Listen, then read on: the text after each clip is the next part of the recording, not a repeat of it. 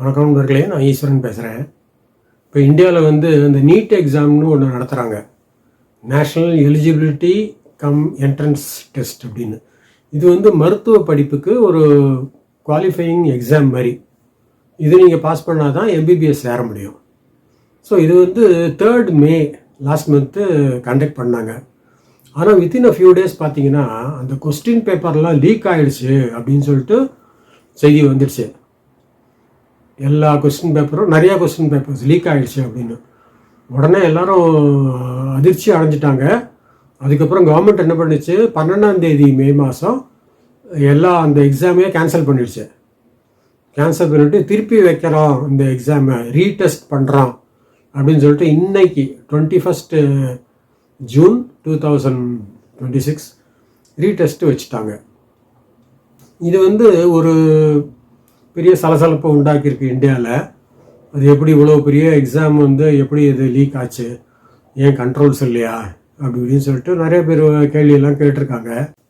இதில் வந்து அரசாங்கம் விரைந்து செயல்பட்டு போலீஸ் மூலம், சிபிஐ மூலம், சிஐடி மூலம், இந்த மெடிக்கல் அத்தாரிட்டிஸ் மூலம் வந்து கிட்டத்தட்ட 12 பேர் 15 பேரை அரெஸ்ட் பண்ணிட்டாங்க இந்த கொஸ்டின் பேப்பர் லீக் ஆக்கினதுக்கு. அதில் பார்த்தீங்கன்னா பெண்மணிகள் இருக்காங்க. அதாவது ஒரு கிட்டத்தட்ட 40 வயசு அரௌண்ட் இருக்கிற 2 பெண்மணிகள் இருக்காங்க, மனிஷா அப்படின்னு பேரில். அதை தவிர மூத்த ஆண்கள் இருக்காங்க. அவங்கெல்லாம் வந்து ஐ திங்க் ஏதோ அசிஸ்டன்ட் ப்ரொஃபஸரோ ஏதோ சம்திங் பேப்பர் செட்டிங் எக்ஸ்பர்ட்ஸு, அவங்க தான் பேப்பர் செட் பண்ணுறாங்க. ஸோ அவங்களும் மாட்டின்ட்டாங்க. அதுக்கப்புறம் வந்து இந்த டியூஷன் இன்ஸ்டியூட்ஸ் இருக்கு இல்லையா சிலது, அதில் வந்து அவங்களும் இன்வால்வ்டாக இருக்காங்க. அவங்க ஏதோ இந்த மாதிரி எக்ஸாம் பேப்பர் செட் பண்ணுறவங்களோட ஏதோ டைப் வச்சு நான் உனக்கு காசு தரேன், நீ பேப்பர் எனக்கு ரிலீஸ் பண்ணு அப்படின்னு சொல்லி ஏதோ பண்ணியிருக்காங்க. அந்த மாதிரி ஆயிருக்கு. அதுக்கப்புறம் சில ஸ்டூடெண்ட்ஸை 4-5 நீட் ஆஸ்பிரண்ட்ஸ் அவங்களே வந்து எங்களுக்கு கொஸ்டின் பேப்பர் கொடுத்துருங்க முதல்ல அப்படின்னு சொல்லி எல்லாம் 2 லட்சம் 3 லட்சம் வரைக்கும் கொடுத்துருக்காங்களாம். அதாவது ஒரு ஆசிரியர் தொழிலில் இருக்கிறவங்க இந்த மாதிரி பணத்துக்கு விலை போகிறது ரொம்ப ரொம்ப கேவலங்க. உங்களுக்கு 3 லட்சம் கொடுத்து அந்த கொஸ்டின் பேப்பர் வாங்குறாரு. அவர் ஈஸியாக எக்ஸாம் எழுதிடுவார். ஏன்னா என்னென்ன கேள்வி வரும்னு தெரியும் அவருக்கு. ஆனால் அதை மாத்திரம் நல்லா படிச்சுன்னு வந்து எக்ஸாம் எழுதிடுவார், பாஸ் பண்ணிவிடுவார். 22 லட்சம் பேர் எழுதியிருக்காங்க. அவங்களுக்கெல்லாம் இந்த ஃபெசிலிட்டி கிடையாது. ஸோ அவங்க வந்து தன்னுடைய கெப்பாசிட்டி வச்சு தான், திறமையை வச்சு தான் அவங்க எழுதியிருக்காங்க. ஸோ இந்த மாதிரி பண்ணுறது ஒரு ஜஸ்டிஃபிகேஷன் இல்லாமல் இருக்குது, இன்ஜஸ்டிஸாக இருக்குது. சரி, இப்போ வந்து எதிர்கட்சிகள் வந்து எப்போவுமே அரசாங்கத்தை அட்டாக் பண்ணுறதுக்கு ஏதாவது பாயிண்ட் கிடைக்குமான்னு வெயிட் பண்ணிகிட்டு இருப்பாங்க. அவங்களுக்கு இது ஒரு நல்ல அல்வா மாதிரி பாயிண்ட் கிடச்சிது. ஆனால் இதில் வந்து இன்னொரு பிரச்சனை என்னென்னா, இப்போ காங்கிரஸு, சமாஜ்வாடி, டிஎம்சி அவங்கெல்லாம் கூட குரல் கொடுத்துருக்காங்க. இப்போ வந்து என்னென்னு பார்த்தீங்கன்னா சிஜேபின்னு ஒரு பார்ட்டி வந்திருக்கு, காக்ரோச் ஜனதா பார்ட்டின்னு. அது வந்து it's not yet a political party, but அவங்க என்ன பண்ணியிருக்காங்க, ஜஸ்ட்டு ஆன்லைனில் அக்கௌண்ட் ஓப்பன் பண்ணியிருக்காங்க. இது வந்து அந்த அபிஜித் திப்கே அப்படிங்கிறவர், அவர் ஒரு சின்ன பையன்தான், ஒரு 28 அந்த ரேஞ்சில் தான் இருக்கும். அதனால் அவருக்கு மெச்சூரிட்டி இல்லை. ஸோ அவர் என்ன சொல்லியிருக்காருன்னா, எப்போவுமே இந்த மாதிரி ஒரு பார்ட்டி ஆரம்பிக்கிறவங்க, நண்பர்களே நான் உங்களை காப்பாற்றுறேன், நான் அடி வாங்கிக்கிறேன், நான் பெரும்படி வாங்கிக்கிறேன், கைதாகிக்கிறேன், ஆனால் போராட்டத்தை விட வேண்டாம் அப்படி இப்படின்னு ஒரு வீரவசனம் பேசுவார். அதேமாரி தான் இவரும் பேசியிருக்காரு. இப்போ இந்த காக்ரோச் ஜனதா பார்ட்டிங்கிற பேரில் நிறைய ஃபேக் அக்கௌண்ட்ஸ் வந்திருக்குங்க. ஸோ இந்த மக்கள்லாம் சில பேர் வந்து தீவிர பாஜக எதிர்ப்பாளராக இருக்காங்க. அவங்க என்ன பண்ணுறாங்க, காக்ரோச் ஜனதா பார்ட்டி அப்படின்னு கேள்விப்பட்டாலே உடனே அதை வந்து சப்போர்ட் பண்ணுறாங்க, சப்ஸ்கிரைப் பண்ணுறாங்க, லைக் பண்ணுறாங்க, ஷேர் பண்ணுறாங்க. இந்த மாதிரி சில்லறையாக ஆரம்பிக்கிறாங்க இல்லையா, இவங்களுக்கெல்லாம் நல்ல வருமானம். பாருங்கள், ஒரே 1 வீக்லேயே என்னமோ 2 மில்லியன் ஃபாலோவர்ஸ் வந்துடுச்சான். शिक्षा मंत्री इस्तीफा दो, धर्मेंद्र प्रधान इस्तीफा दो, पेपर लीक बंद करो। दोस्तों, कौन कौन चाहता है शिक्षा मंत्री इस्तीफा दे दे? कमेंट में बताओ। फॉलो कर लो, आपके बच्चों के फ्यूचर के लिए लड़ रहे हैं। फॉलो करने के पैसे नहीं लगते, फिर भी नहीं करते हो। घर से ही आप सरकार को सोशल मीडिया की पावर दिखा सकते हो फॉलो करके। இப்போ இந்த காக்ரோச் ஜனதா பார்ட்டியை ஆதரிக்கிறேன் அப்படின்னு சொல்லிட்டு சில வயசானவங்க வருவாங்க. இப்போ பிரகாஷ் ராஜ் இருக்கார், மூத்தவர். அவருக்கு வந்து மோடியை கண்டாலே பிடிக்காது. அதனால் அவர் என்ன பண்ணுவார், காக்ரோச் ஜனதா பார்ட்டியை நான் ஆதரிக்கிறேன் அப்படின்னு வந்துடுவார். ஸோ இப்போ அவர் வந்து கூட்டத்தில் சேர்ந்தாருன்னா அபிஜித்துக்கு வந்து ஒரு மாதிரி டெலிகேட்டாக ஆகிடும். ஸோ அவர் சொல்கிறத கேட்கணும் அப்படிங்கிற ஒரு எண்ணம் வந்துடும். ஸோ இவங்களுடைய ஒரு இண்டிபெண்ட் திங்கிங்கிறது வந்து இல்லாமல் போயிடும். ஸோ இதெல்லாம் அவங்க திங்க் பண்ணி பார்த்துருக்க மாட்டாங்கன்னு நினைக்கிறேன், அந்த அபிஜித் தீப்கே அவங்க குரூப்ஸ் எல்லாம். ஏன்னா அவங்க too young to realise all these things. இப்போ அவரே பார்த்தீங்கன்னா அமெரிக்காவில் ஏதோ ஒரு மாஸ்டர்ஸ் பண்ணுறாருங்க, 2 years மாஸ்டர்ஸ் பண்ணுறாரு. அது 1 yearக்கு பார்த்தீங்கன்னா $1,00,000 இருக்கும். ஸோ அது வந்து 1 கோடி ரூபாய் ஒரு வருஷத்துக்கு, 2 வருஷத்துக்கு 2 கோடி ரூபா இருக்கும்.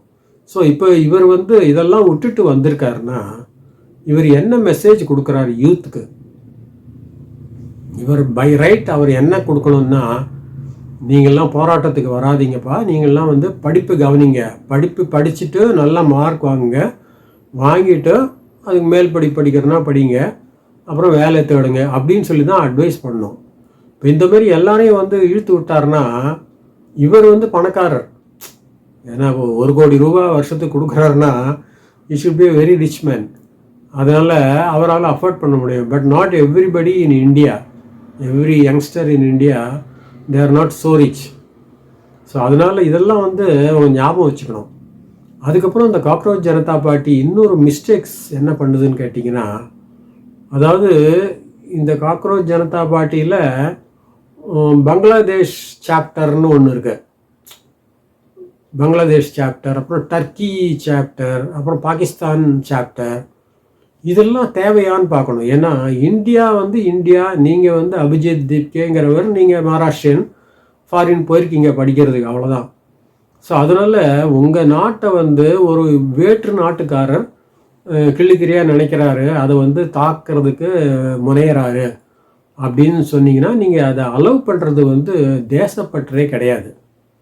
இதை இவருக்கு வந்து யாராவது புரிய வைக்கணும். இவர் பாட்டில் தனக்கு சப்ஸ்கிரிப்ஷன் வருது, சப்ஸ்கிரைபர்ஸ் சேர்றாங்க, 22 மில்லியன் ஆயிடுச்சு, 40 மில்லியன் ஆயிடுச்சு அப்படின்னு உக்காந்துருக்காரு. அஃப்கோர்ஸ் அதுக்கு நிறையா பணம் வரும் அவருக்கு. இருந்தாலும் ஒரு கொள்கைன்னு ஒன்று இருக்கணும். ஸோ அதெல்லாம் அவர் கொஞ்சம் ஞாபகம் வச்சுருந்தாருன்னா அவருக்கு வந்து நல்லது. அப்புறம் இந்த அபிஜித்தே வந்து மோடியை டிக்டேட்டர் அப்படிங்கிறாரு, சர்வாதிகாரி அப்படிங்கிறாரு. இது என்ன பேசிஸில் சொல்கிறாருன்னு தெரியல. இதுவும் வந்து அவர் ஒரு புரிதல் இல்லாமல் தான் சொல்கிறாருன்னு நினைக்கிறேன். Because Modi is not a dictator, it's a democratically run government தான்.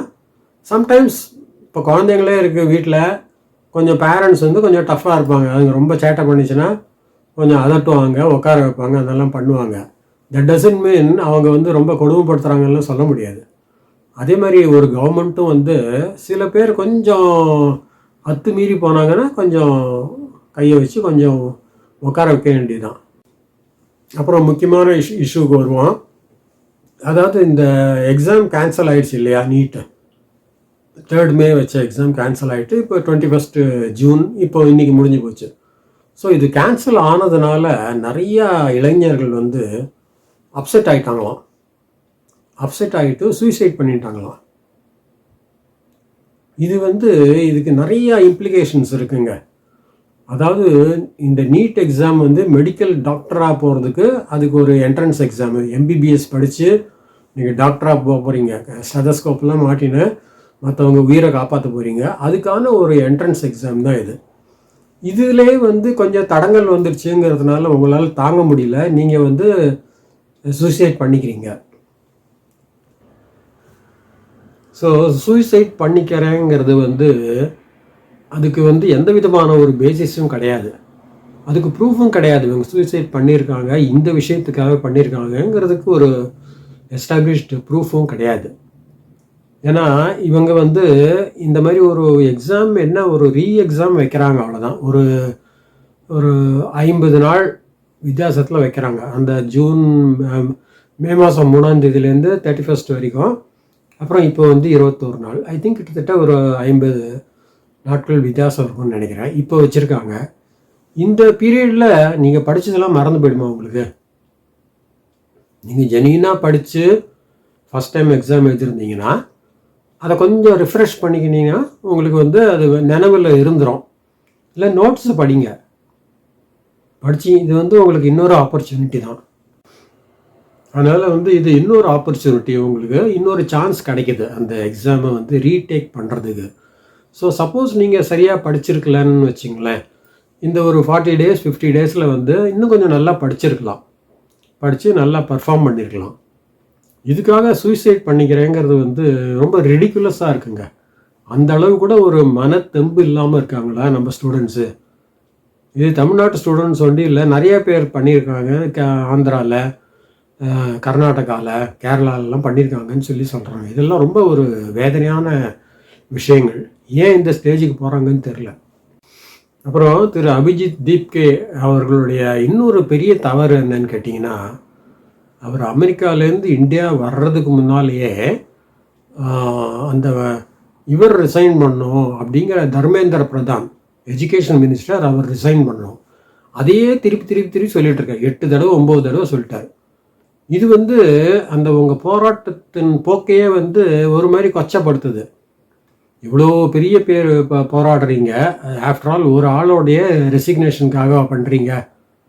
சரியாக அவர் ரிசைன் பண்ணிடுறாரு வச்சுங்களேன், நீங்கள் வந்து போராட்டத்தை மூடிடுவீங்களா? இல்லை அவர் ரிசைன் பண்ணல, தொடர்ந்து நீங்கள் வந்து ரிசைன் பண்ணு கேட்டே இருப்பீங்களா? இதெல்லாம் all these show the certain amount of immaturity. அதனால் அவர் இதை கொஞ்சம் கவனிக்கணும். அப்புறம் என்னமோ மோடி வந்து எதை பற்றியுமே கவலைப்படாதவர் மாதிரி இவங்கெல்லாம் ப்ரொஜெக்ட் பண்ணுறாங்க, எதிர்கட்சிகள் எல்லோரும் ப்ரொஜெக்ட் பண்ணுறாங்க, இன்க்ளூடிங் சிஜேபி. அதாவது அவரும் ஒரு 70 வயசு கடந்தவருங்க. அவருக்கு ஒரு மகனோ இல்லை ஒரு பேரனோ இருந்தால் கூட அவங்க இந்த ஸ்டேஜில் இந்த என்ட்ரன்ஸ் எக்ஸாமு ஏதோ நீட்டோ இல்லை லீகலோ எந்த எக்ஸாமாக இருந்தாலும் அவங்க எழுதுவாங்க. ஸோ அதை வந்து அவங்களும் எழுதி பாஸ் பண்ணணும் அப்படின்னு தான் விரும்புவார் அவர். அதே மாதிரி எல்லா இளைஞர்களும் வந்து அந்த எக்ஸாமுக்கு வந்து தயார்படுத்தி அதை எழுதணும் அப்படின்னு அவர் விரும்புவார்.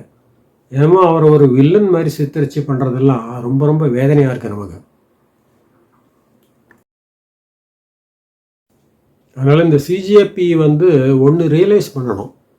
அதாவது அவங்க என்ன நினைக்கிறாங்கன்னா, நம்ம எடுத்த உடனே 22 லட்சம் ஃபாலோவர்ஸ் வந்துட்டாங்க, நமக்கு பிஜேபியோட அதிகமான ஃபாலோவர்ஸ் இருக்காங்க, சப்ஸ்கிரைபர்ஸ் அப்படிங்கிற ரேஞ்சில் அவங்க ரொம்ப ஒரு மெதப்பில் இருக்காங்க. These number of followers doesn't mean they are all voters for you. Prime minister ஆகிறதுக்கு நீங்கள் பார்ட்டி ஃபார்ம் பண்ணி எலெக்ஷனில் போட்டி போட்டு நிறைய கான்ஸ்டிடியூன்சியில் நிற்கணும். அதில் வந்து 543 கான்ஸ்டிடியூன்சியில் மெஜாரிட்டி வாங்கணும். நீங்கள் 273 அதை வாங்கணும். வாங்கினா தான் நீங்கள் பிரைம் மினிஸ்டர் ஆகிறதுக்கு தகுதி பெறுவீங்க. சும்மா நான் இந்த இன்ஸ்டாவில் நான் இவ்வளோ சப்ஸ்கிரைபர்ஸ் இருக்காங்க, ஃபேஸ்புக்கில் இவ்வளோ பேர் இருக்காங்க, யூடியூப்பில் இவ்வளோ பேர் இருக்காங்க, அதெல்லாம் வேலைக்கே ஆகாது. இது அவர் புரிஞ்சிக்கலையா இல்லை புரிஞ்சுட்டு மற்றவங்கள மிஸ்லீட் பண்ணுறாரான்னு தெரியல நமக்கு. இதில் இன்னொரு விஷயம் என்னென்னா, நிறைய பேர் வந்து இப்போ ஃபேக்காக ஆரம்பிச்சிருக்காங்க. ஃபேக்காக இந்த காக்ரோச் ஜனதா பார்ட்டி, அந்த மாதிரி cockroach Janata party follower, cockroach Janata party IT wing அப்படி இப்படின்னு பேரை போட்டு அவங்க ஆரம்பிச்சிருக்காங்க. ஸோ இந்த மோடிக்கு எதிராக இருக்கிறவங்க இந்த மாதிரி இதை பார்த்தா உடனே அவங்க சப்ஸ்கிரைப் பண்ணிடுறாங்க, லைக் பண்ணிடுறாங்க, ஷேர் பண்ணிடுறாங்க. ஸோ அவங்களுக்கு வந்து நல்ல வருமானம் வர ஆரம்பிக்குது. இந்த பசங்கள்லாம் வந்து வாரி கொடுக்குறாங்க அவங்களுக்கு. ஸோ இதெல்லாம் கொஞ்சம் புரிதல் வேணுங்க, யங்ஸ்டர்ஸுக்கு கொஞ்சம் புரிதல் வேணும். புரிதல் வச்சுருந்தா அவங்க வந்து காயினா நகர்த்த முடியும். சரி, இந்த தடவை வந்து நீட் எக்ஸாமுக்கு ரொம்ப கேர் எடுத்துகிட்டு இருக்காங்க. மிலிட்ரி ஹெலிகாப்டரில் தான் அந்த பேப்பர்ஸ் எல்லாம் கொண்டு வந்திருக்காங்க. அந்தந்த சென்டர்ஸுக்கு மிலிட்ரி ஹெலிகாப்டரில் மிலிட்ரி பீப்புள் வேறு அக்காம்பனிங். அதுக்கப்புறம் இந்த கொஸ்டின்ஸ் செட் பண்ணாங்க இல்லையா, அவங்களெல்லாம் குவாரண்டைன் பண்ணிட்டாங்க. They cannot interact with outsiders அப்படின்னு பண்ணி, இதெல்லாம் நல்ல மூவ்ஸ், பாராட்டப்பட வேண்டிய மூவ்ஸ். ஸோ முடிக்கிறதுக்கு முன்னால் இன்னொரு நகைச்சுவை விஷயம் இருக்குங்க. அதாவது இந்த ரீடெஸ்ட் வச்சாங்க இல்லையா இன்றைக்கி 21 ஜூனு, அந்த பேப்பரும் லீக் ஆகிடுச்சு. டெலிகிராமில் வந்து டெலிகிராம் சேனல் இருக்கு இல்லையா, எல்லாருக்கும் அனுப்புகிறாங்களே, அந்த டெலிகிராம் சேனலில் சில பேர் வந்து அந்த பேப்பர்ஸை போட்டிருக்காங்க அப்படின்னு சொல்லிட்டு ஒரு 19 வயசு இளைஞர் அதை வந்து பரப்பியிருக்காரு. ஆனால் அந்த மாதிரி எதுவுமே நடக்கலை. அவரை வந்து கைது பண்ணிட்டாங்க. கிட்டத்தட்ட 4 பேருங்க, எல்லாம் இளைஞர்கள்லாம், 18 19 வயசு தான் அவங்கெல்லாம். அவங்க எல்லாரையும் வேற கைது பண்ணியிருக்காங்க இந்த மாதிரி ஒரு மிஸ்சீஃப் பண்ணதுக்காக.